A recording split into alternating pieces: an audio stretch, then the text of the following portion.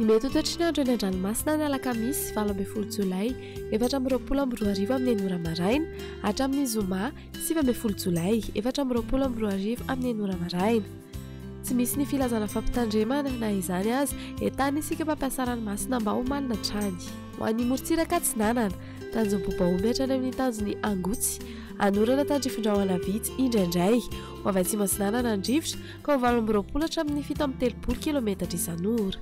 Hahatratra 570 kilometatra isan'ora na ny amin'ny morontsiraka dia na aheriny ranomasina ahavoan'ny onja 25 hatramin'ny 3 metatra na ny amin'ny tapany avaratra.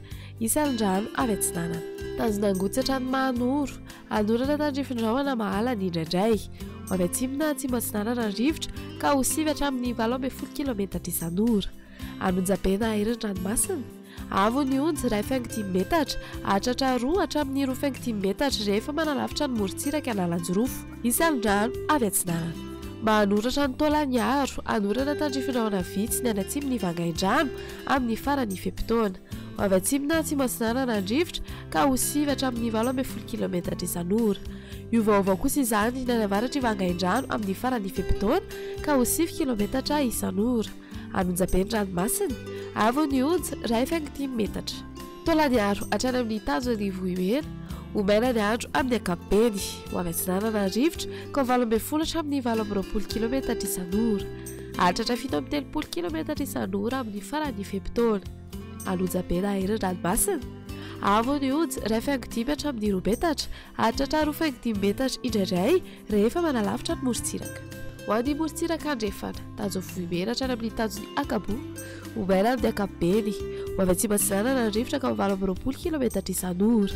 Hahatratra 7:30 kilometatra isan'ora na ny amin'ny tapany atsimo ny alina. Anonjabeny ranomasina ahavoan'ny onja 2.5 hatramin'ny 2 metatra.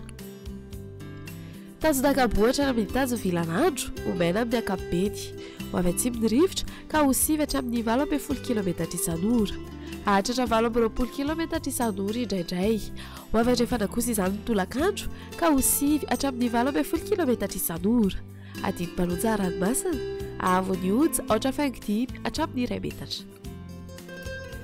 Tanjona VINAN'NY hatrany lalalava ho maina hatramin'ny andro amin'ny ankapobeny ho avy atsimo atsinanana andrivotra ny maraina ka ho 20 hatramin'ny 7:30 kilometatra isan'ora.